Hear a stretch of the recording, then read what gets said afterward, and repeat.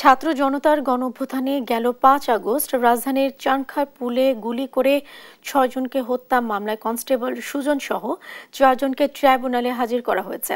রোববার সকালে এ মামলায় শাহবাগ থানার বরখাস্ত হওয়া পরিদর্শক আরশাদ ও ৩ কনস্টেবল সুজন, ইমাজ হোসেন ইমন ও নাসিরুলকে ট্রাইব্যুনালে হাজির করা হয়। এর আগে মামলার প্রধান আসামি সাবেক ডিএমপি কমিশনার হাবিবুর রহমান সহ পলাতক ৪ আসামির পক্ষে রাষ্ট্র নিয়োজিত আইনজীবী নিয়োগের সিদ্ধান্ত নেয় ট্রাইব্যুনাল।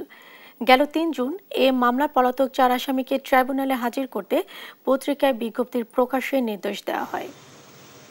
চানখারপুলে যে ৬ জনকে হত্যা করা হয়েছিল গুলি করে, যাদের ৮ জনের বিরুদ্ধে তদন্ত প্রতিবেদন দাখিল করা হয়েছে এবং পরবর্তীতে ফরমাল চার্জের প্রেক্ষিতে অনারেবল ট্রাইব্যুনাল 1 কগনিজেন্স নিয়েছেন।